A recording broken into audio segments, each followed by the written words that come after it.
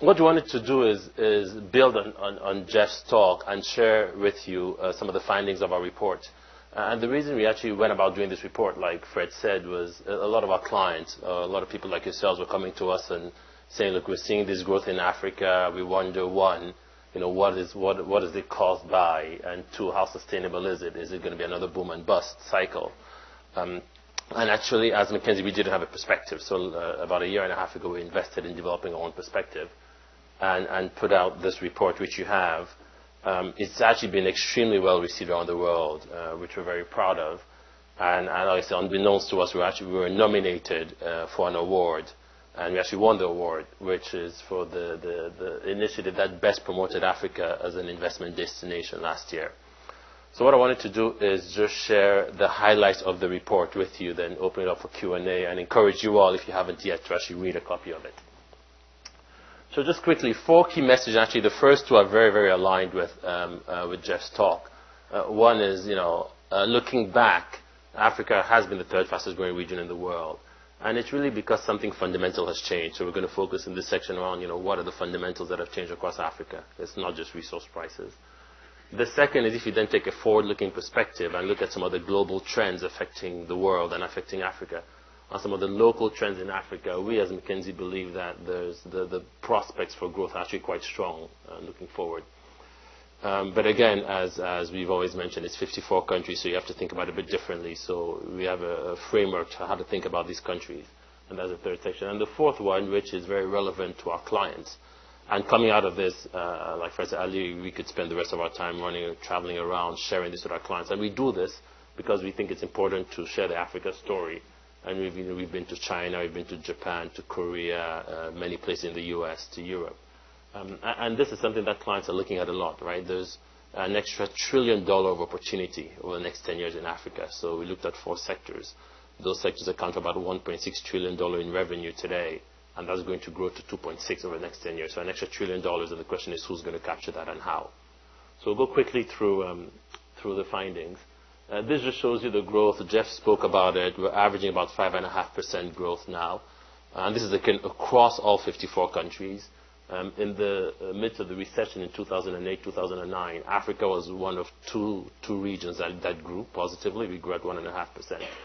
And now it looks like we're going to hit 5% this year, 5.5% next year. So quite an exciting growth story. And by the way, that is up from sort of average 2% in the previous decades. Again, as Jeff mentioned, in a continent where population grows at 3%, this is very important to get it to over 5%.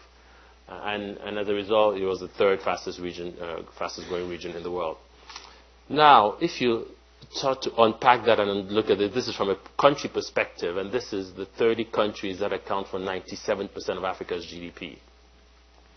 A couple of messages. One is, first, all 30 countries grew, right? So this is not a phenomenon that's confined to a few countries. All 30 grew. But more importantly, 27 out of those 30 accelerated the growth. So the dark blue column is growth in the 2000s, and the light blue is growth in the 1990s. As you can see, 27 accelerated the growth. So again, very widespread phenomenon across Africa. The same holds when you look at sectors. Here what we've done is on the x-axis, we plotted the growth of these sectors between 2000 and 2002. And on the y-axis between 2002 and 2000, I think this one is 2007 here. And here, first message is all sectors are growing, which is very exciting. You have a number of what we call the consistent top performers that outgrew the average in the early 2000s and continue to outgrow the average. So the sectors that we're very familiar with in Africa are on telecoms, financial services. You have some sector like tourism, which by the way is the fastest growing sector in Africa today, from a smaller base, but it is the fastest growing sector. Then you have a few like agriculture, which has sort of always been, in the middle, would argue rather underperforming in a context where agriculture accounts for, in many countries, more than 60% of employment, right? And I will come back to that because there's a lot of focus now on driving agriculture. But the message again is, all sectors are growing, some faster than others, but there's a clear momentum happening. Now, if you start to decompose the growth, trying to understand what's changing fundamentally, and this is one of the big changes. So you can break it down between the labor force, so how many more people are getting into employment versus how more productive they are. And what you see is in the past decades, all of Africa's growth came from more people getting into the labor force. Actually, productivity was negative. And since 2000, what we've seen is now productivity growth complementing labor force growth. Now, productivity growth is 2.7%. If you think of China and India, that's more in the 6, 7, 8%, right? So we still have a long way to go, but it is a positive trajectory. Another change that's happening is the trade patterns, right? And this is fundamental for the African story. As you can see, in the early 90s, Western Europe accounted for half of sub-Saharan Africa's trade. That has dwindled to about 28%, really at the expense of Asia, right? And Asia has grown from 13 to 28. Half of Asia, about half of that Asian trade is China, and the other half is outside of China. But these are changing fundamentally. I always say we talk about China, Africa, but there's a much bigger sort of, South-South story here, right? China, India, Middle East, Latin America. And with South Africa now becoming part of the BRICS, I think you'll see a lot more of this trend. And this has big implications for companies. And we talked about, the U.S. companies. Jeff was talking about the U.S. companies and, how active or not active they are across Africa. Same for Western European companies. And as we go around talking to our clients and talking to companies interested in Africa, we clearly see this trend, right? So when we go to China, when I was in Korea a couple of weeks ago, actually 2 months ago, sharing this report, and many companies, they were like, we see the story, we see China going, we don't know what's happening, but we're very excited. And by the way, we actually kicked off yesterday a project for a Korean company looking at African opportunities. But when we spend time in Europe, people seem a bit more jaded. They're like, well, we've been there, it's been difficult, we're not sure. So you can totally see that when you engage with these companies. And we believe this trend is here to stay. Now, what are the drivers then? I mean, we've sort of grouped them in four buckets. One is commodities. Commodities absolutely have been a cornerstone of the growth.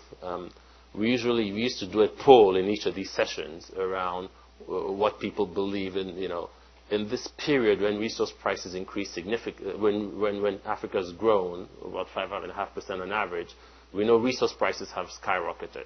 So we always ask people in the room, how much of that 5% do you think came from resources? And inevitably people will say 50 to 60%. And I always say your perspective on Africa is different if you think half of its growth came from resource prices than if you know it's a quarter. Because a quarter is non-negligible, and it's actually 32% when you add the multiplier effect. But something else fundamentally is changing that's contributing to the other two-thirds. And the three big factors, one is the macro and political stability. We're seeing a lot more macroeconomic stability. Every single index you can look at, right, whether it's inflation, government debt, deficit, going absolutely in the right direction. Secondly, it's 54 countries, so you'll always have a Cote d'Ivoire, you'll always have a Zimbabwe. But overall, serious conflicts have gone down significantly. And if you correlate that to growth, you'll see, countries that have the right set of macroeconomic policies, the political stability are growing much faster than those that don't. The third is economic reforms, and many countries, we typically hear the Rwanda story, but across the board, you see countries driving microeconomic reforms, be it taxes in South Africa, be it telecoms all over the continent, be it banking in Nigeria, banking in Kenya. We see a lot of governments driving these reforms, and very successfully, and that has been one of the big factors of growth. And the fourth is and I think this is part of the contribution this report made, is urbanization. Prior to this, a lot of people have spoken about the impact of urbanization in China and India, but have not really focused on Africa. And there's a big urbanization trend. I'll show you some figures happening across Africa. And the reality is, an urban Africa is African worker is about 4 to 5 times more productive than a rural African worker. Right? So these are the four big drivers of the growth. So just give you a highlight of where the growth came from looking back. Let's take a forward-looking perspective and try to get a sense for why we believe that the prospects are quite strong. Now, the four big factors. One is the global race for commodities. Obviously, and Jeff again spoke about it. The world needs the commodities, and we have them. And we are it's actually quite a cost-competitive location to source these commodities. Secondly is access to international capital, and we'll show you some figures around, private capital inflows in Africa have skyrocketed. And many people didn't know this, but Africa offers the highest rate of return on a foreign direct investment of any region in the world today, the highest. Right? And that's part of why these capitals are flowing into Africa. Third is the demographic shift, and this is a piece I don't think Jess spoke a lot about it, but it's very much around, the emergence of the middle-class consumer in Africa, a big trend. And fourth is agriculture. Again, here, big potential. We see a lot of countries really trying to drive agriculture sector reform. To reduce poverty significantly in Africa, you have to unlock the potential of agriculture, right? I'll give you a sense for Nigeria. We just finished a big piece of work on the agriculture front. Agriculture is 40% of GDP, 60% of employment, 1% of bank lending in Nigeria, right? So that it just has to be fixed. So let's take a few slides for each of these. On private capital inflows, the red line shows actually private capital into the continent. You'll see that it used to be much lower than aid and remittances.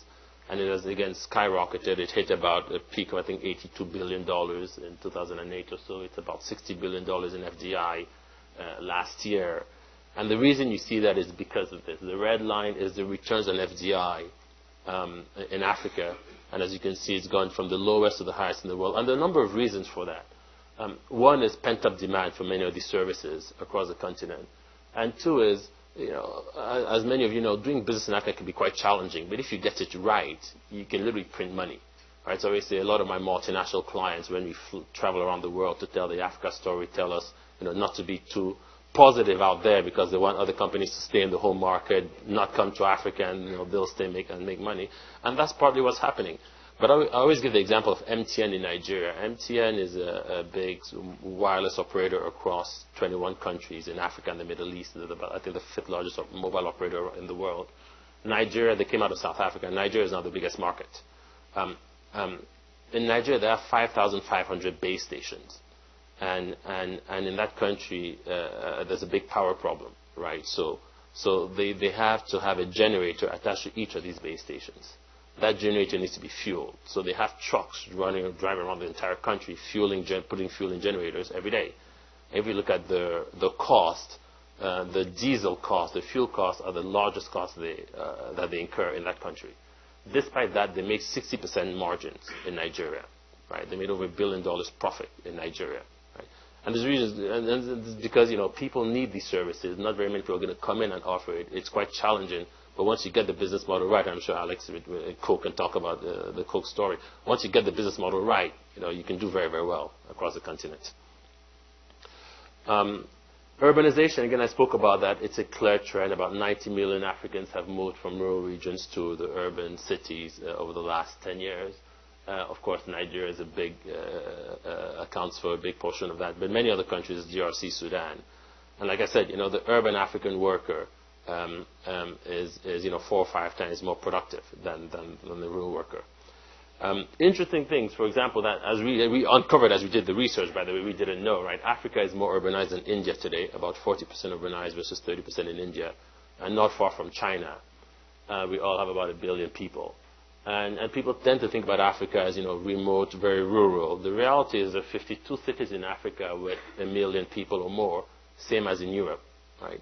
So the landscape is changing, and for consumer-facing companies, retail banks, telecom companies, retail, fast-moving consumer goods, this is extremely important. The demographic trend is also extremely important to them, right? What we see is a lot more Africans with disposable income. We call discretionary income is the income at the level at which, somebody can spend more than half of their income on non-food items. So they actually start to buy goods and services.